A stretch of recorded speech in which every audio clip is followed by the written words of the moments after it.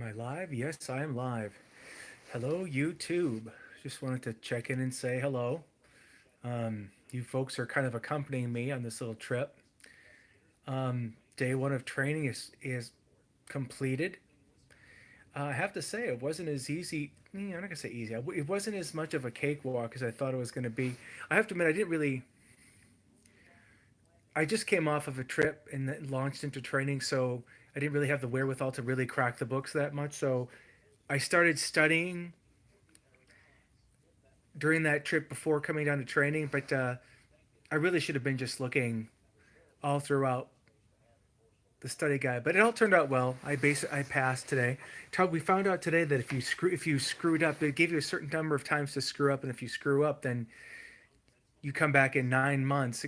Right now we're at every 15 months that we have to do the training. They're trying something new, and since it's no longer every year in 15 months, they're making sure that everything, all the crosses are. Hey, Mark. They're making sure all the T's are crosses and the I's are dotted. So they're kind of sticklers about stuff, which is a good thing. So when I screwed up the 777, this is my memory jogger. The first attempt I screwed up, and they hit you with a second attempt in which you mess up, and if so, basically, if you screw up twice, you have to come back at the end of the day and do the door, which I did. Um, Turned out okay. My problem is that whenever I have to like recite something or do something, I get all keyed up. I want to get it done real quickly. So of course, my brain can't get out of its own way. So I just slowed after school. After school, me and the rest of the breakfast club like showed up, did our doors. Except this one poor guy named Ilan.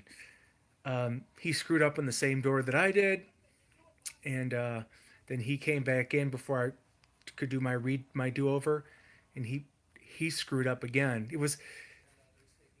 He fixed the thing he got wrong in the first place, but then he forgot another component. So it really has to do with like evacuating a door, like all your commands and what you do when you open the door, um, what slide raft things that you pull, that kind of thing. So if I had a problem at all, it was like me really checking to assess conditions. Um, but yeah, that poor guy. We're learning a new plane tomorrow, so he gets to come back tomorrow and redo the door again. So hopefully he'll be successful then. Because if you're not successful then they take you off the line. They take you off the line, and you're not legal to fly until you get qualified again. But I've never hit that stage, so I've never gotten to that point. But it's never fun when you get a remedial card like that. But other than that, the day actually went pretty well. Um, just basically did all the doors, did safety stuff, did the refresher course on all the emergency equipment, which is good because there's something called the medical assist kit. Well, what it is, if someone's sick on the plane, if there's a medical happening, you have to like medical headset it's called. You have to bring down this medical headset, and you have to take out these earphones and connect up these wires, and put them up in a socket overhead so you can communicate with a WebMD, which is a basically it's basically like a health organization that you can get for that you can ask for medical advice to keep this person stable. If a doctor's assisting, you can hand that headset over to them so they can commiserate with them to see what they have to do to keep this person healthy and alive until we land the plane. But yeah, it was good to do that because I was kind of wonky on how to set that whole thing up. But now I do, so now there's no more fear. Um,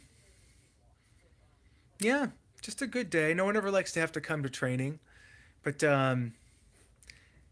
I did it. I knew I would, but I always work myself up into a frenzy. Like, oh, I gotta screw up this time. I gotta go screw. And this time, I have to say, this time kind of rattled me because there's some times when I almost didn't make it, and definitely didn't. But again, that's happened to me in the past, and I survived it, so I will be okay.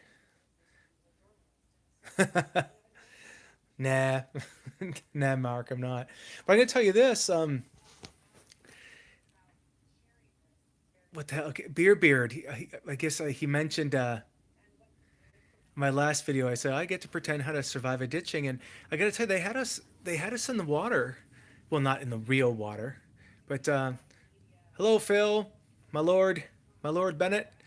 Um, they had us in a raft and everything like that. We had to like put up a canopy to protect us from the elements.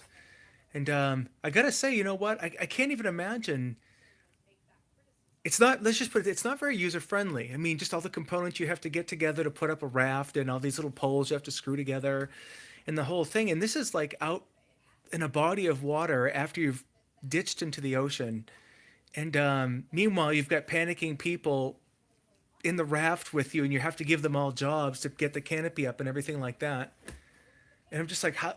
If it's confusing, in a training building here in Atlanta, what's it going to be like when you're like on the ocean with waves doing this and everyone's panicked and probably half drunk from drinking on the plane? So I don't know. I just kind of wish it would be a little more keep it simple, stupid, so we could help as many people as possible. But whatever. I mean,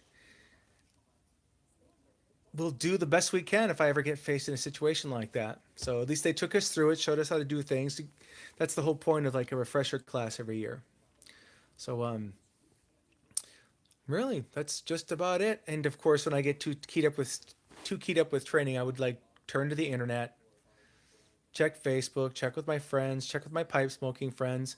During lunch, I listened to Northeast Piper UK's two of his videos while I was waiting to do a CPR training. It was on lunch, so I just went up to the room and waited and just kind of listened to a couple of videos to kind of calm me down, get me through the day. So I'm glad you like that haunted bookshop, Mark, because I couldn't. My first try of it nearly blew my head off. So anyway, tonight I was tempted to go down and have a beer at the restaurant tonight, but I have to say I'm really not in the mood. I kind of just want to like chill in my room and take a shower, relax, and then maybe take a look at the material that I have to go over tomorrow. Once I pass tomorrow's class, um, cool. Well, that's good. I mean, I wish I would have given it a second chance. I sent it to a friend of mine before I met you. I would have mailed it to you if I'd still had it. But I sent it to someone down in Florida who liked it, who liked that very strong sort of. Is there? What's the stuff that's in Haunted Bookshop? Um, I don't know. It's a very strong thing in tobacco. I forget the name of it, but I know there's a lot of it in there. I know Aleister Crowley was a pipe smoker, the big, the magician who basically screwed everything in sight. He was a big he was a big pipe smoker, and he smoked very very strong tobacco as well, which of course would make sense. Um, yeah, but anyway, but I digress. After I get out of work tomorrow, I'm just gonna take the 6 p.m. Plane home. It's a 2 hour flight. I'll just hang out in the Atlanta airport and treat myself to a couple beers while I'm waiting and browse in a bookstore. I'm not gonna go running for a plane, when because Atlanta's. I'd rather just take my time and have a chance to decompress. Perique, that's the name. That Perique doused in rum. That sounds very Crowley. That's the name I was looking for. Perique. Just the name of it sounds. What's the word I'm looking for? Coarse. Difficult, challenging. I don't know.